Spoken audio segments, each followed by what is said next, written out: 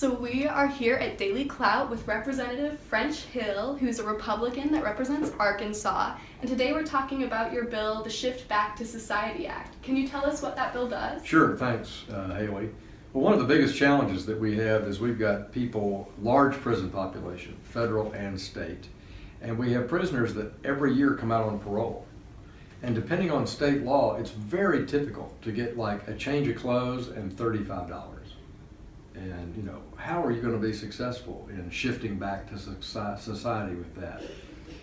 So one of the things I've been real interested in is what are the strategies to improve the outcomes? Because if we improve the outcomes, we reduce recidivism, which is the whole nature of the game. That's good for taxpayers, that's good for the individual, it's good for prison managers. And so this act encourages historically black colleges and universities to come up with innovative ways to do education, skill-based education for people in prison, so getting ready to get out, or in transition as they get ready for parole and come out and have a opportunity to make sure they have the skills for reentry. I made a presentation on this at the House Republican Study Committee, and it was received very positively. People want to find a way to be constructive in this challenge of how to lower recidivism rates and tie it to education, skilled workforce, or as I've said, there are many other ways to help transitionally. I think those are best done, at the local area. But the transitional housing issue and faith-based mentorship and drug and alcohol treatment are all important. And so I don't know that this is the end-all or be-all, but this is a core part of shifting back to society, is to have the skills to go to work. Yeah, this is such an interesting approach to deterring recidivism. What inspired you to write this bill? Well, what inspired me was the fantastic leadership by Dr. Fitz Hill, who is an exceptional guy. He's a Ouachita Baptist graduate in Arkansas, University of Arkansas football coach, San Jose coach, but came back to Arkansas about 12 years ago to be the president of Arkansas Baptist College, which is a small four-year school founded by former slaves in the 1880s in Little Rock. And this has been on his heart to be a leader in trying to get people out of prison, get them the skills that they need, and get them back into society. I've always been part of a family that believed that community was important. My father and grandfather were great community volunteers. I'm a third generation member of the Rotary Club, and so I believe that people have to give back to their society. And communities don't grow and are not successful where you don't lift up the whole community.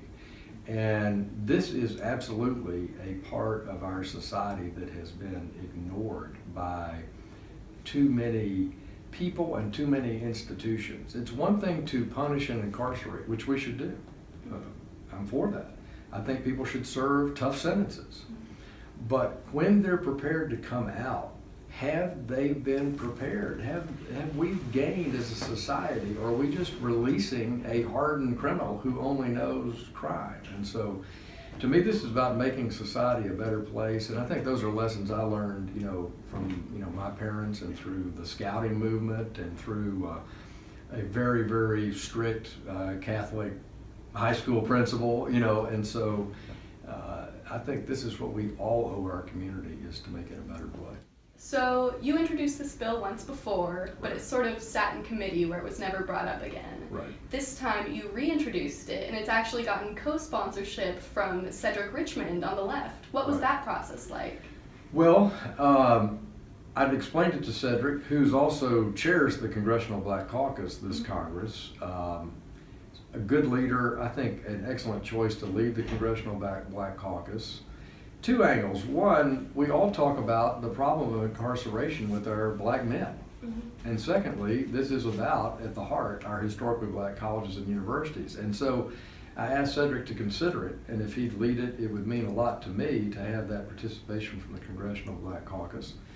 And then others are even Mark Walker, chairman of the House Republican Study Committee, which is the most conservative group of thinkers in the House among the House Republicans. He is a co-sponsor from North Carolina. So we're trying to talk to members who have historically black colleges in their districts. We're talking about people who care about recidivism. And we think that this Congress will be successful in moving this bill forward. So is this the first time that you have crossed party lines to try and push a bill forward, or is this something you do regularly? No, I believe in bipartisanship. I wish more citizens and voters realized actually how bipartisan Congress is when they work at that grassroots level of a bill. It does seem like occasionally it's a stage play of Les Miserables or something where we all have our pitchforks and our flintlock muskets. But this is really about two things. Getting a better society, making sure that we once again give that connection that to be educated is to have choices and to have freedom and to have liberty and to find a way that you have hope, that you don't fall back into a life of crime. And education is so much at the heart of that. And I'll say drug and alcohol abuse is a big part of that. And when you combine them, it's a bad outcome. And so these kinds of education things, which I address in this bill, if you combine that with the idea of transitional housing and drug and alcohol help, that is what really works together. All the work of Congress gets done, it's a people business. And it all gets done with people convincing others that their idea is a good one. And a lot of that's done at the committee level. I'm on the House Financial Services Committee. So much of my work is done in economic policy, financial services policy. And all that we work hard to make bipartisan. So I think one takeaway from this is that we can make our society a better place, we can demonstrate bipartisanship, and we can innovate. The idea behind this bill is to look for best practices, innovation. I think it's about, as I say, a better society, but it has excellent long-term economic consequences for the country, and that's something I think Democrats and Republicans are certainly both supportive of. Have you talked to the people in the prison system and seen how they feel about this bill? Excellent question. I've talked primarily to legislators. I've talked to historically black college professionals.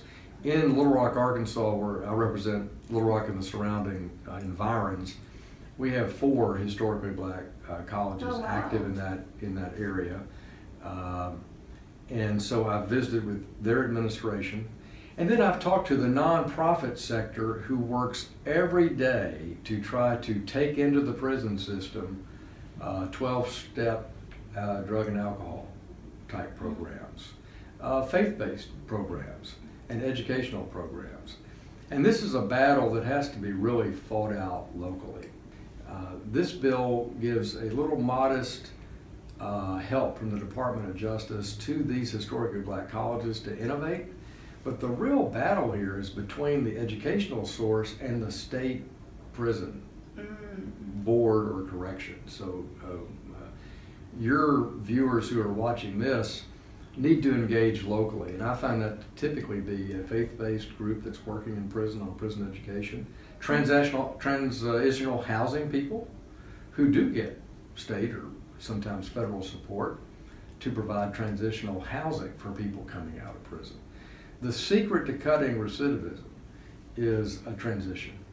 It's not the $35 and a change of clothes. It just doesn't work. And this is a state issue. This is, sure, we have federal prisoners and state prisoners, but at the heart of this is something that local communities and states have to start with and lead on, in my view. Because if you have transitional housing and then skill-based mentorship, you can get that person back on track. They have less of a chance of falling back into bad habits, put it that way. And I've seen this done in New York City with the Doe Fund. I've seen it done with the Salvation Army in Cleveland, Ohio, which has an excellent program. I've heard from my fellow Congressperson Bradley Byrne, who represents Mobile, Alabama, some of the good work that the state of Alabama has done here. So these programs can work, and you literally see recidivism rates flip. And you know, we've got this federal number that we put in our materials of it's about $34,000 to house a federal prisoner. And that seems like a reoccurring negative cost to society, where a modest program, again, driven by local circumstances, local budgets, local passion, can set people on a course where they're able to pursue happiness. This is about getting back into society and pursuing happiness and leading a quality life. So somebody sitting at home watching this video might be sort of critical about this and say, well, college is so expensive for me, and I've never done a crime, I've never done anything wrong. Right. You know, how come we're spending more money for prisoners to get an education when it's so hard for regular citizens who obey the law to get an education? Yeah, that's a good, tough, I think, thoughtful question. And there's not really an easy answer to it. People who are motivated can get an education in our society. I believe they can get an education in this society through community college, through local four-year colleges.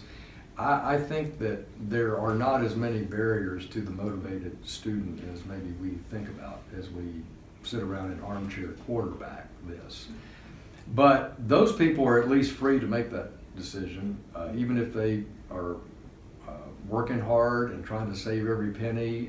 But if they want a better life, I believe strongly in the culture of our country allows them educational opportunities. They might be online, they might be very part-time, but there are people out there that want to help them.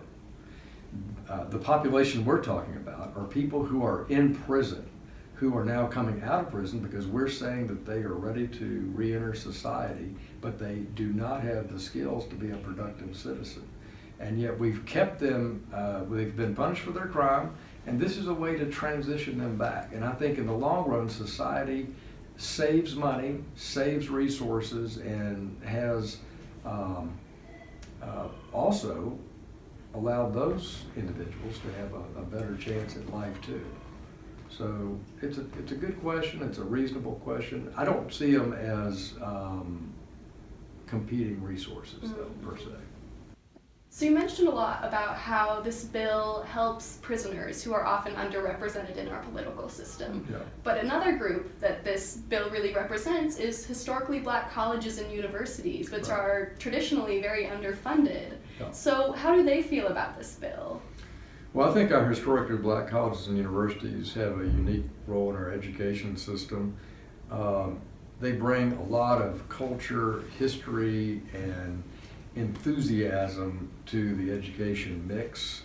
In Little Rock, Philander Smith College, Arkansas Baptist College, Shorter College, and then down in Pine Bluff, the University of Arkansas at Pine Bluff, all are tremendous contributors to our economy. They produce great students who come out and help grow the central Arkansas area, and they take their mission seriously of that historically black educational experience, which people want, you know, and many of them are faith-based. Arkansas Baptist, Southern Baptist, Philander Smith, Methodist, and they bring that unique perspective.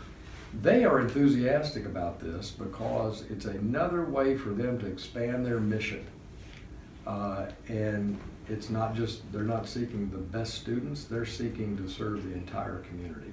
First-time college attendees, people who want a small college experience, people who want a historically black college experience. But this is another way for them to expand their mission. So if somebody sitting at home is really psyched about this bill, what can they do to help you get it passed? Right. Well, I'd urge them to talk to their member of Congress. It's H.R. 799, Shift Back to Society Act. They can learn more about it at our website at hill.house.gov. And talk to your member of Congress. Talk to your locally historic black college and university. Talk to the local faith-based groups that are working with these transitional populations, and learn about how we can help build a better society for those men and women coming out of incarceration. Check out the bill on DailyClout.io and use the bill cam to tweet your thoughts at Representative Hill and to see the bill for yourself.